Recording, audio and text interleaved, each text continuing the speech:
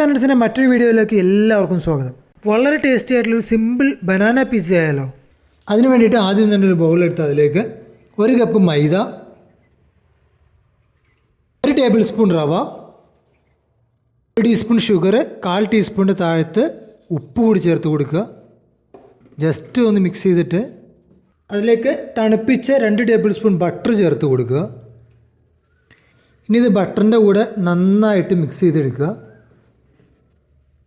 നന്നായിട്ട് റബ്ബ് ചെയ്ത ശേഷം ഇതേപോലൊരു പരുവാകുമ്പോൾ അതിലേക്ക് കുറേശ്ശെ തണുത്ത പാല് അല്ലെങ്കിൽ തണുത്ത വെള്ളം അതൊഴിച്ച് കുഴച്ച് നല്ല സോഫ്റ്റ് ഡൗവായിട്ട് മാറ്റിയെടുക്കണം. അപ്പോൾ നന്നായിട്ട് കുഴച്ച് നല്ല സോഫ്റ്റാക്കി എടുത്തിട്ടുണ്ട്. ഇനി ഒരു 15 മിനിറ്റ് ഇത് മാറ്റി വയ്ക്കാം. 15 മിനിറ്റ് ശേഷം ഈ ഡോ പതിയെ എടുത്ത്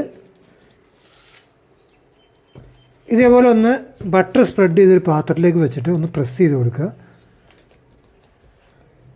നന്നായിട്ട് സ്പ്രെഡ് ചെയ്ത് കൊടുത്തു കഴിഞ്ഞാൽ ഇത് 180 ഡിഗ്രിയിൽ 6 മിനിറ്റോളം ഓവനിൽ വെച്ചൊന്ന് ബേക്ക് ചെയ്തെടുക്കാം. ഇതിന് വേണ്ടിയിട്ടുള്ള ടോപ്പിങ്ങിന് വേണ്ടിയിട്ട് ഒരു പാൻ അടുപ്പത്ത് വെച്ച് ഫ്ലെയിം ഓണാക്കാതെ ക്രഷ് ചെയ്ത കാഷ്നട്ട് 2 ടേബിൾ സ്പൂൺ, 1 ടീസ്പൂൺ സാദാ അരിപ്പൊടി,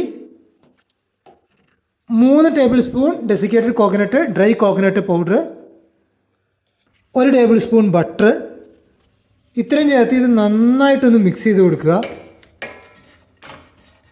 നന്നായിട്ട് മിക്സ് ചെയ്ത് യോജിപ്പിച്ച ശേഷം ഫ്ലെയിം മീഡിയം ടു ലോ ഫ്ലെയിമിൽ വെച്ച് ഇത് നന്നായിട്ട് മിക്സ് ചെയ്ത് അത്യാവശ്യം നല്ലൊരു ബ്രൗൺ കളർ ആവുന്നത് വരെ, ലൈറ്റ് ബ്രൗൺ ആവുന്നത് വരെ ഒന്ന് കുക്ക് ചെയ്തെടുക്കാം. കൂടുതൽ 1 ടേബിൾ സ്പൂൺ ഷുഗർ കൂടി ചേർത്ത് കൊടുക്കുന്നുണ്ട്. ഇതെല്ലാം ലൈറ്റ് ബ്രൗൺ ആവുന്നത് വരെ ഒന്ന് കുക്ക് ചെയ്തെടുക്കാം. ഇതേപോലെ ലൈറ്റ് ബ്രൗൺ ആയി മണലിൻ്റെയൊക്കെ ഒരു കളറിലേക്ക് എത്തിക്കഴിയുമ്പോൾ ഫ്ലെയിം ഓഫ് ചെയ്ത് അടുപ്പത്ത് നിന്ന് മാറ്റി വയ്ക്കാം. വീണ്ടും പാൻ എടുത്ത് അതിലേക്ക് 1 ടേബിൾ സ്പൂൺ നെയ്യ് ഒഴിച്ചു കൊടുക്കുന്നുണ്ട്. നെയ്യ് ചൂടായി വരുമ്പോൾ അത്യാവശ്യം ഒരുപാട് പഴുക്കാത്ത എന്നാൽ അത്യാവശ്യം നന്നായിട്ട് പഴുത്ത ഒരു നേന്ത്രപ്പഴം ചേർത്ത് കൊടുക്കുന്നുണ്ട്, മീഡിയം സൈസിലുള്ളത്. ഇനി ഇത് നന്നായിട്ട് ഇളക്കി യോജിപ്പിക്കുക.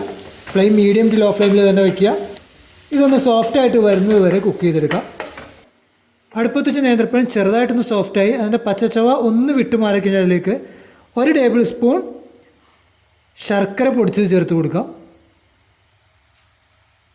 നന്നായിട്ട് ഇളക്കി യോജിപ്പിക്കുക.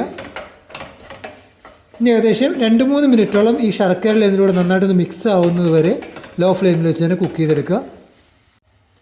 ശർക്കരയിൽ നന്നായിട്ട് മെൽറ്റായി വന്ന അതിൻ്റെ മുകളിലേക്ക് 1 നുള്ളി ഏലക്ക പൊടിച്ചത് ചേർത്ത് ഒന്ന് മിക്സ് ചെയ്ത് ഫ്ലെയിം ഓഫ് ചെയ്ത് അടുപ്പത്ത് നിന്ന് മാറ്റാം.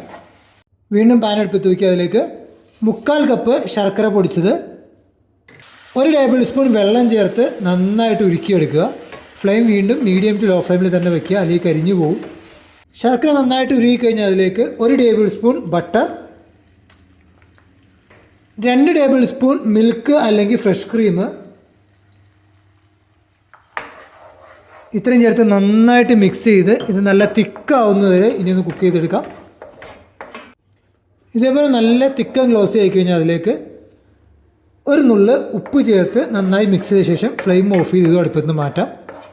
ഇനി നമ്മൾ പ്രീഹീറ്റ് ചെയ്ത് വെച്ചിരിക്കുന്ന ബേസിൻ്റെ മുകളിലേക്ക് കുക്ക് ചെയ്ത് വെച്ച് ജാഗരി ചേർത്ത് കൊടുക്കുക. അത്യാവശ്യം നന്നായിട്ട് സ്പ്രെഡ് ചെയ്ത് കൊടുക്കുക.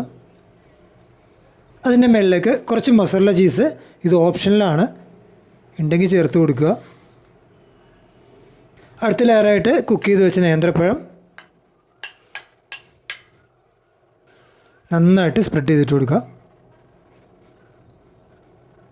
ലാസ്റ്റ് ലെയറായിട്ട് അതിൻ്റെ മുകളിലേക്ക് നേരത്തെ കുക്ക് ചെയ്ത് വെച്ച് കാഷ്നട്ട് അതേപോലെ തന്നെ കോക്കനട്ട് മിക്സ് ചേർത്ത് കൊടുക്കുക. അത് നന്നായിട്ട് സ്പ്രെഡ് ചെയ്തിട്ട് കൊടുക്കുക. ഇനി ഇത് വീണ്ടും അവനിൽ വെച്ച് 180 ഡിഗ്രിയിൽ 7 to 9 മിനിറ്റ് ഒന്ന് ബേക്ക് ചെയ്തെടുക്കാം. നന്നായിട്ട് ബേക്ക് ചെയ്ത് ഇതിനെ പുറത്തേക്ക് എടുത്തിട്ടുണ്ട്. ഇതൊരു വലിയ പാത്രത്തിലേക്ക് മാറ്റിയിട്ട് കട്ട് ചെയ്തെടുക്കാം. വേറെ പാത്രത്തിലേക്ക് മാറ്റി ഇത് കട്ട് ചെയ്തെടുത്തിട്ടുണ്ട്. അത്യാവശ്യം സിമ്പിളായിട്ടുള്ള വളരെ ടേസ്റ്റി ആയിട്ടുള്ള ഐറ്റമാണ്. എന്തായാലും ട്രൈ ചെയ്ത് നോക്കുക. ഇതുപോലെ ഡിഫറെൻ്റ് ആയിട്ടുള്ള റെസിപ്പികൾ നിങ്ങൾക്ക് ഇൻട്രസ്റ്റ് ആണെങ്കിൽ ഈ അക്കൗണ്ട് ഇപ്പോൾ തന്നെ ഫോളോ ചെയ്യുക. ഇതുപോലെ മറ്റൊരു വീഡിയോയും മറ്റൊരു രൂപമായിട്ട് അടുത്ത ആഴ്ച കാണുന്നവരേക്കും.